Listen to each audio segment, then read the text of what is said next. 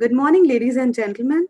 We welcome you to the first virtual roadshow on India's capability in cybersecurity R&D by National Center of Excellence for Cybersecurity Technology Development and Product Entrepreneurship.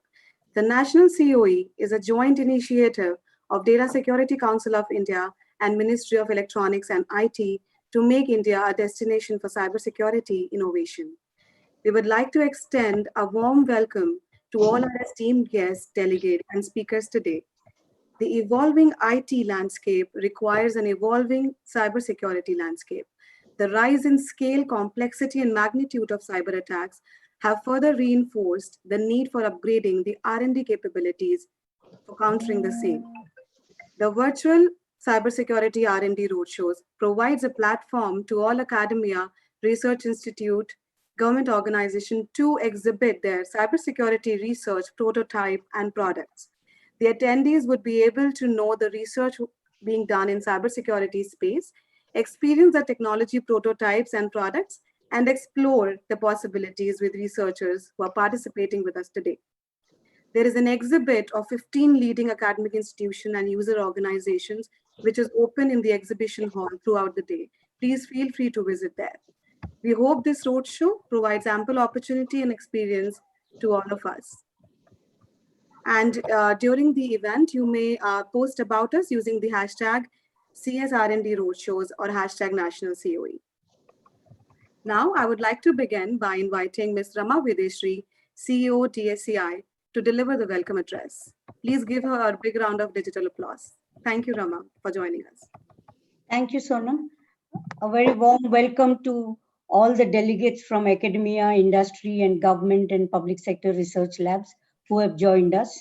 And I would also like to personally thank and extend our gratitude to Dr. Rajesh Pant, National Cybersecurity Coordinator, Government of India, and Dr. Rajendra Kumar, Additional Secretary MeitY, for joining us. During the day, we have several senior officers from Government of India, including Secretary Mr. Ajay Sani, and several professors from academia, government, and industry members who are driving the research and development charter of the country in cybersecurity.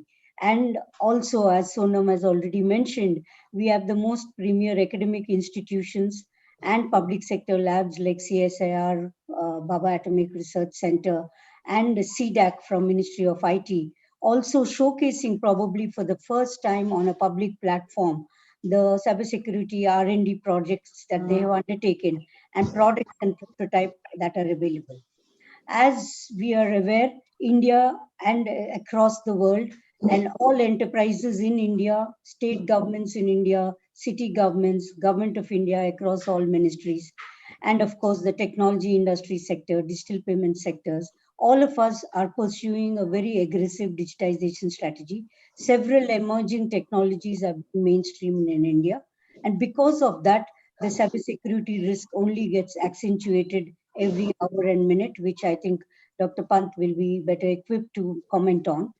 In such a scenario, it's extremely important that we invest our time and effort across all constituents of cybersecurity ecosystem, right from startups to large services companies to global corporations which have a footprint in India, and of course all government agencies and academic institutions, to invest our time and effort in leveraging the cutting edge emerging technologies to find cybersecurity solutions, not only for the current problems, but future problems that we anticipate as we drive several new technology adoptions and mainstream, whether it is in the manufacturing sector, whether it is in smart cities, whether it is in edutech or agritech or health tech. And increasingly, the focus on R&D and product development in India for serving not only requirements of India, but serving meeting requirements of the global customers that we in the technology sector service is extremely important. There's a lot of R&D happening across various technologies in IT in India, in academia and industry. But particularly in cybersecurity, the domain is so unique that unless we have the partnership between government research labs, public sector research labs, industry, including startups and large players, and most importantly, academia come together, we cannot solve the emerging use cases of cyber risk and find the technology solutions. Probably in commercial sectors, whether it is in the banking sector, telecom sector, we might still be able to innovate and come up with products without making this collaboration work in a very vibrant way. But in cybersecurity across the world, we have enough and more examples that it is the collaboration between defense institutions, homeland security institutions, nodal agencies of government, researchers from academia, and the startup and the technology innovation ecosystem coming together have actually built those products that are enabling each one of us and every enterprise in India to mitigate the ever-evolving cyber risk. So this partnership is very important. National Cybersecurity Center of Excellence, which has been established by DSCI, thanks to the support from Ministry of IT. It is a partnership between Ministry of Electronics and IT and DSCI. It's a nodal institution that has been established in Noida. The objective of this particular cybersecurity R&D roadshow, where we have actually invited academic institutions and public sector research labs to come and showcase and present on their solutions to the broader industry ecosystem, is because I think there's a lot of research happening in academia. There's a lot of innovation happening among the startup ecosystem, which itself is now a vibrant 200 plus companies. Several of them have filed for patents and IP. They're servicing global customers in US, Europe, and Asia Pacific. Similarly, there's a lot happening in all the academic institutions which are showcasing today, and many more which probably are not on the exhibition, but there's so many more. And of course, several public sector research labs, whether it is Defense PSU, CSIR labs, CDAC most importantly, have been doing a lot of research. The idea of this conference is how can we get some collaboration going so that the prototypes and R&D that has happened can be commercialized, productized, and taken to the market so that we can drive this cutting edge research for deployment. And as you deploy at scale within India, outside India, that's when the next wave of innovation on this research can take place. Because unless there is wide scale deployment of a cybersecurity research prototype, that prototype is typically going to be in the lab. As we call it, we do hope that this particular conference will help us create a roadmap and a collaboration environment in the cybersecurity R&D ecosystem so that we can actually accelerate the lab to market phase for cybersecurity research so that the startups will benefit, industry will benefit, and of course the academic research institutions will see their products being actually deployed in customer environments. So I would urge each one of you who have participated in the conference to take some time to visit the exhibition, understand the research, and I'm sure there will be opportunities to explore some collaboration. Thank you. Thank you so much, Rama. Now, moving ahead, I would like to welcome Dr. Rajendra Kumar, Additional Secretary of Ministry of Electronics and IT, for an inaugural address. He leads the policy formulation and implementation of various schemes under Digital India, the e-governance, electronics manufacturing, data protection, and cyber security domains in the country. Thank you so much, sir, for joining us today. Thank you and very good morning to everyone. Dr. Rajesh Pant, National Cybersecurity Coordinator, Rama Vedashri, all the participants in this event. I'm really happy to be present here on this forum, which is being held virtually. So that itself indicates the way that we have seen events unfolding in the current year when we have the pandemic affecting almost all aspects of our life. Just till last year, holding such an event completely online would have been almost unthinkable. So that indicates the importance of the cyber world that we have all come to appreciate, especially in a pandemic impacted world. And that also indicates what lies ahead in future for all of us, where the cyber world will hold even greater importance in the way we see governance unfolding, in the way we see private sector players conducting their business, and in the way we in general conduct our affairs in public or even in our private lives. Let me begin by saying what importance cybersecurity holds for all of us, especially in MeitY, which is spearheading the Digital India program for the last more than 5 years now, and which has really helped the government as a whole, both at the center and the states, to appreciate the importance of infusing digital in all domains of governance, and also encouraging all the stakeholders to adopt digital to the maximum extent possible. This program, the digital program, launched in 2015. This is perhaps the biggest and the boldest attempt so far in our entire, post-independence history, where we have systematically, through a national level initiative, tried to mainstream digital in almost all domains of governance and almost all domains of economy. And that shows the importance that MeitY has been really attaching to this entire activity. As a part of this program, over the last 5 years, major technology stacks have been developed. They are now available for use by various ecosystem players to develop applications. We have now the world's largest, for example, the digital identification platform, that is the Aadhaar platform. We also have one of the world's most advanced and user-friendly payments ecosystem fully online, that is the UPI platform. And over the last 5 years, we have seen almost all departments in Government of India and all states launching major programs to really transform the interface that they have with citizens and businesses. And this has led to a large number of e-governance projects in almost all domains of governance. As a part of the entire digital ecosystem unfolding before us, and in our efforts to really make it the leading platform in the entire world, we are now currently working with almost all the government departments to really go to the next phase of this transformation of the interface with the stakeholders.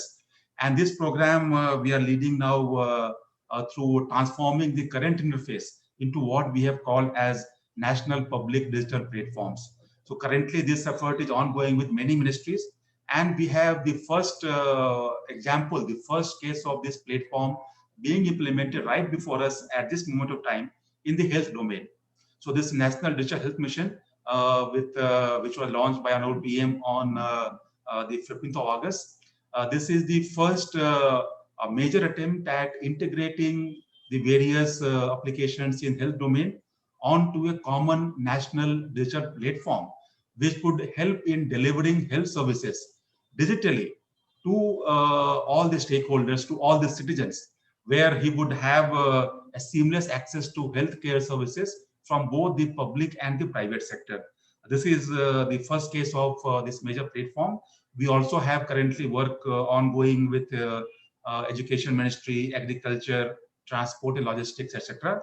And we hope that this larger scale effort currently underway now would really lead to seamless access to all the services by citizens and businesses, which currently they are able to access only through a fragmented interface where they have to do multiple logins and keep multiple credentials and then avail services from different portals. So all this experience is going to be transformed into a common interface for all the stakeholders. Let me also talk about the importance of cybersecurity that it holds for all of us in this unfolding scenario where we are trying to really bring digital for the benefit of all the stakeholders. So as was mentioned by Rama, cybersecurity is of critical importance in this entire endeavor when we seek to transform almost everything that we do through digital interventions. And if we go by the statistics of the threats that we are facing, the threats faced by the various IT domain players in terms of securing cyberspace, it has really grown manyfold in the last few years. And in the current pandemic impacted scenario, it has become even more important when we are trying to shift almost everything to virtual platforms. So this is a very important area for all of us in METI, and we are paying enhanced attention to really address this challenge that is there before all of us. The emerging technologies was mentioned by Rama. That is another major area where we are currently actively working. We are spearheading a national program on these emerging technologies so that this can be integrated and deployed by various government departments and all the state governments. And also, we would like to make this platform available to the private sector players so that we can benefit from the latest innovations. We already are running 22 centers of excellence in different domains of emerging technologies, where we are working with industry players and academic institutions to bring startups on board, to bring the small businesses on board, so that they can not only bring innovation, we can also bring these technologies to real use in an industrial and business ecosystem. So that's a major effort that we are taking up currently with the help of the industry. And I'm really hopeful that in the coming months, we would see a much greater level of maturity in our own capabilities in terms of developing these technologies and in using them in our own economy. MSME 4. Industry 4.0 is really one major domain where we are trying to bring this technology to MSME sector, to large industries, and we hope that they can really benefit from these interventions. Let me also briefly mention about the overall vision that we have in terms of where we would like to take our digital economy in the next 5 years. As you all may be aware, we have government set up a target of taking our GDP to $5 trillion in the next 5 years by 2024-2025. And in METI, our vision is that out of that level of 5 trillion GDP in the next 5 years, the digital economy's contribution should be at least $1 trillion. Now that requires a massive transformation through digital technologies in almost all domains of economy and in almost all areas of governance.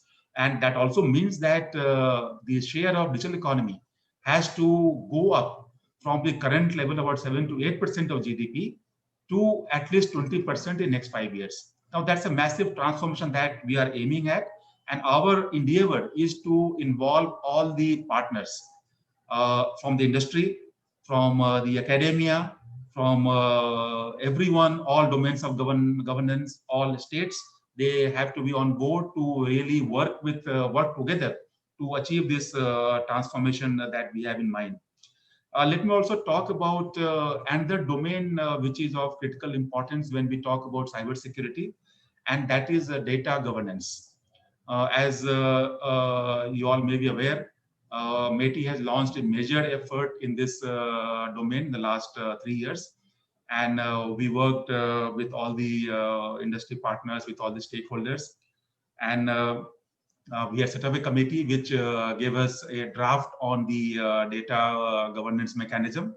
And this draft PDP bill, the Personal Data Protection Bill, is now currently in Parliament for consideration. And we hope that this will become law soon, which will give us the world's most contemporary and perhaps the most advanced legal framework for handling data, handling personal data. And this, we hope, would really help the industry as well, in the sense that this will help the industry to get more business to be performed in India. Why we think that would be the case is for the reason that many countries now, especially in EU and some other jurisdictions, they are looking for the geographies or countries where they are transferring data. They are requiring those countries to fulfill what we call data adequacy norms. And once this bill becomes an act, then India would be having those data adequacy norms, which would really help in getting the Indian businesses more work from abroad. Also, for our own citizens, the private data would be handled in a legal framework with matured processes within the industry. So that would really help in ensuring that the privacy of the citizens' data can be maintained and data handling will be in a much more responsible manner by the data fiduciaries. So that's a major effort that currently is ongoing. We also have the non-personal data framework that is under discussion. We had put out a draft for public consultation just a couple of months before. We have received huge response to that, and currently those are being examined, and we hope that a good framework we can put in place for the non-personal data domain as well. Talking about cybersecurity for a few more points, let me mention that MeitY has institutions at national level which deal with cybersecurity aspects, and they are very experienced entities in their own right in terms of their capabilities for handling the cyber threat landscape and meeting these challenges proactively. As you all may be aware, government has set up the IT infra in all the states of the country and at central level, which actually we are ensuring that they meet the requirements of cybersecurity, and we put all the measures in place. And for proactive monitoring of the threat landscape and meeting the advanced level threats, we have agencies like CERT-In, which do work 24/7 to really monitor the threat landscape and proactively give information warnings to the concerned agencies which might be facing threats or where there might be incidents. And because of these efforts, we have been, I would say, successful to a good extent in terms of meeting the cybersecurity challenges.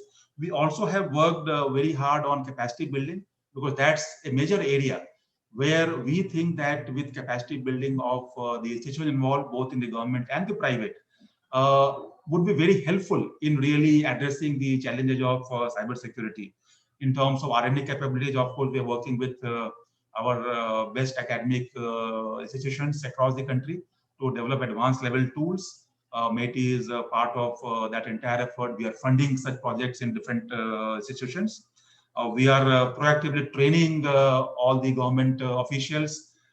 We have trained more than 28,000 officials from the police department, and over 1,000 members from the judiciary have been trained in really understanding the cybersecurity challenges and in enabling their own domain of work with this information, so that they can be alert, they can be more proactive in addressing these challenges. I can give assurance in this at this forum that MeitY is fully geared up to really address the challenges that we are facing on the cybersecurity landscape. And also, we are constantly enhancing our abilities, our capabilities, to ensure that we can meet any emerging threats without any disruption, and we can really address those challenges. So let me conclude at this point. I really wish all the very best to all the participants for this event. I would also like to visit the virtual stalls after the event. I would like to really see the entire exhibition. It's really a novel idea to have the exhibition virtually. This was unthinkable almost till a few months before, till the end of last year. So that's another indication of the emerging scenario that we are seeing in a pandemic-affected world. So thank you so much for calling me here, and I would like to wish all the very best for this event. Thank you so much, Dr. Rajendra Kumar, for your kind words. Thank you. Now, may I request Lieutenant General Dr. Rajesh Pant, National Cybersecurity Coordinator, for a special address. He brings experience from military operations, electronic warfare, geointelligence, and cyberspace within the nation. Prior to this, he was the head of the Army's cyber training establishment for 3 years and served in the Army Signal Corps for 41 years. Thank you so much, Dr. Pant, for joining us today. Thank you, Sonam, and a very good morning to all the dignitaries on the e-dais and all the participants that we have. A special thanks to Dr. Rama Vidyashree and an excellent talk by Dr. Rajendra Kumar. He's covered the entire spectrum actually on as to what METI is doing. And whenever I get a chance in all the seminars, in all the forums, I am continuously praising the work that METI has done, especially in these challenging times. So with that, I find this a very timely seminar because of the Prime Minister's call on Atmanirbhar Bharat. And I was just going through your program, and I find that it's been extremely well curated with some excellent speakers from the IITs, from CDAC, from industry. I think I should be speaking the least in the seminar because you have such an excellent panel up ahead. Now, the way I look at it, and I want to focus on the R&D part, since this is a cybersecurity R&D roadshow. And what I see is that as a nation, we are spending very less. We're just spending about 1% of our GDP on R&D. And out of that 1%, the private sector is spending only about 0.3%. Now, in such an environment, the paradox is that the second largest R&D centers of global IT companies are located in India. I mean, I'm making a general statement when I see companies like IBM, etc. In some cases, it is the largest. In fact, some time back, Huawei had 6,000 engineers in Bangalore in their global R&D center, which was their largest in the world. Now that figure may have come down because of some recent changes that have taken place. But this is a paradox. The second paradox is that while we are very good in IT-enabled services, we are weak in the manufacturing sector. And that is where the relation comes, because in manufacturing, it is based on products. Products are based on technology, and technology is based on R&D. So it is all boiling down to the problems that we are facing in implementing R&D, and as Rama says, from taking the products from lab to the market. Now, as far as the government efforts are concerned, what I'm aware of, I can share with you that there is a very large project called the NMICPS, the National Mission on Interdisciplinary Cyber Physical Systems, that is controlled by DST. And basically the aim of that project is to create centers of excellence in 25 areas of technology. And by and large, we have gone about this process in the last couple of months, and the nodes have been created. And around these nodes, there will be a number of spokes and smaller organizations will come up. And the aim is to create 500 startups in the next 5 years as part of this project. And most of the nodes that have been identified are centered around academic institutions and IITs, ISC, etc. at the moment. Besides that, there are the cybersecurity R&D funds with the Ministry of Electronics and IT, as Dr. Rajendra also mentioned. With our office in the National Cybersecurity Coordinator's Office, we also have a R&D fund. The DRDO also R&D fund. And there are some other projects also that are going on as far as the government funding is concerned. Now, I just want to draw your attention to something that we launched last year with the help of DSCI, and that was a portal called TechSagar. For those of you who are not aware, you can go to TechSagar, techsagar.in, and see what that portal is all about. And this was exactly the aim of the portal, was to create a repository of India's cyber tech capabilities. And now it's been over 1 year, and this morning only, since Rama told me that I have to speak in this roadshow, so I said, let's see how the TechSagar portal is going. And I was not very happy to see that on the R&D part, we are very poor. There are 25 disciplines in that, and it includes everything. There is IoT, blockchain, AI, ML, cloud computing and virtualization, wireless network technologies, hardware semiconductors, cybersecurity, robotics, natural language processing, computer vision, AR and VR, data science, material science, next-gen computing, cryptology, digital forensics, identity management and authentication, enterprise business technologies, operating systems, application infrastructure and software-defined infrastructure. A bit about UAVs also is there, human-computer interaction, mobility and endpoints, and the location and presence. So these 25 disciplines are covered in that. And when you click on any one discipline, you go to the capabilities in that. And then if you click on that, then you can see which are the industries concerned with that particular subject in India and which are the R&D institutions. And this is where the problem lies. For example, if you go to cybersecurity, you will find it has 175 capabilities. And when you click on any one of them, you find that there are hardly any companies and the R&D effort is abysmally low. So there is a serious problem. There is a serious problem. Either the data is not being populated in that portal, or the companies are actually not really able to come out with the projects. So with that background, let me just cover the spectrum of cybersecurity as to where all the focus is required for the R&D. In fact, the entire spectrum needs a focus. And as you are aware, the cybersecurity has two verticals. There is a services part and there is the products part. In the services, you have the managed services, and which includes your cyber audit, etc., as well as the security managed services. And in the products, you have the entire spectrum of product, and we can start from one side. We can start from the endpoint. So all the aspects of endpoint security are there. Then along with that is the identity and access management. Then you come to the network. All the elements of the network at various points require the security. And then you have the application security, the data security, cloud security, and along with that, disaster and recovery. So when you go into the details of these elements of the entire cybersecurity ecosystem, and let me also include the human factor in this, because the human, or the eighth layer, as it is called, is the weakest link. So for the human being also, there are a lot of aspects of capacity building and how to train them. As we speak, there is a ITU exercise on global crisis, cyber crisis management going on at the moment.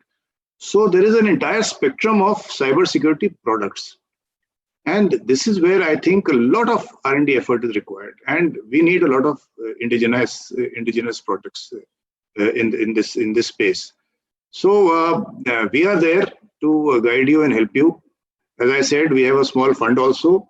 And if anyone has a project which fits into our overall national architecture and the new strategy that is coming out, then we will be happy to assist you in that. That is what our funds are for.